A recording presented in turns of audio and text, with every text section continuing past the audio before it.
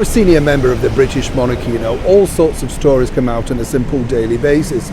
We've seen that more of late, have we not, with Prince Harry basically stating that the press alongside senior members of the British monarchy have a very special relationship, swapping stories tit for tat. It truly isn't like that, as I've said many times before.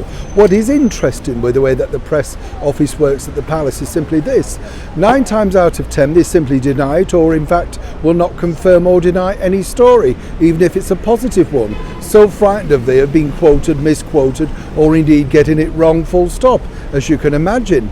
But way back, of course, in the 1950s, there was one senior member of the British monarchy that rocked not just the royal family, but society itself. This is because at the time His Royal Highness the Duke of Edinburgh, Prince Philip, was something of a, shall we say, a little bit finding it difficult to find his feet, to put it politely. He got on solo tours on the royal yacht, done a great thing, as an ambassador alongside our wonderful late monarch, Her Majesty the Queen.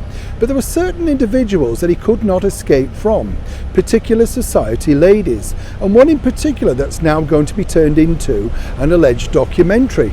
Now, one of the things that the Duke of Edinburgh always pointed out was the fact that he didn't mind scandalous gossip about himself. He simply didn't want it to hurt the Queen, as one could imagine. But the other side of the coin was simply this, you see. The Duke of Edinburgh also said, well, if I'd done all the things that I'd been alleged to have done, how could I possibly do that with these 2 people with me? These, of course, were the 2 security guards that were with him 24/7. But as we've now seen in a more modern day situation, security can always be retired. Look at the likes of the Duke of York. You get the picture. So whatever you see is up to you to decide exactly what you make of these particular stories.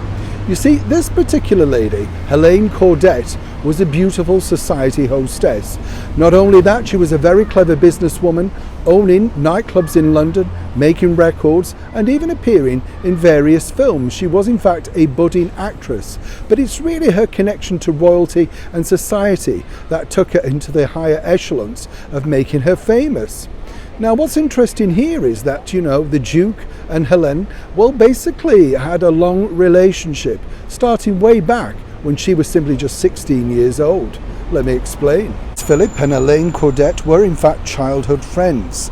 Now, when Caudette first married, she was simply only 20 years old, and Prince Philip was then a mere 16. He walked her down the aisle. So close were they. Now, the pair remained that close that Prince Philip became the godfather to her 2 children, Max and Louise. Louise went on to become something of a pop star, a one-hit wonder, but nonetheless keeping her in the limelight. Speculation went even further, of course, when His Royal Highness the Duke of Edinburgh decided to put and pay, allegedly, the school fees for Helene's son, Max, at Gordonstoun. This was because she was going through some financial difficulties and he was able to assist and help.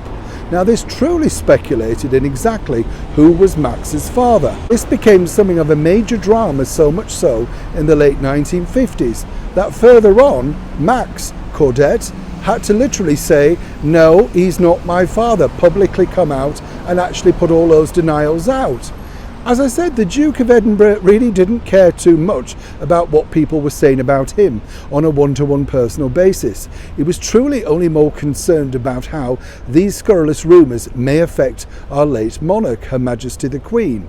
But when you look at it, you kind of look at all of these stories circulating around, the very good, dashing, debonair Duke of Edinburgh, none more famously, of course, than the 1940s and 50s actress Pat Kirkwood, she said an association with him absolutely damaged her career, whereas Helene Caudette remained silent, never wishing to discuss any of her friendship with inner circles of the British monarchy. It has to be noted, though, that while she was a close friend of the Duke of Edinburgh, she certainly was never that close with our late and wonderful monarch. I'll leave it up to you to make a decision on where you think this particular story finally ended up. Neil Sean in the very heart of London.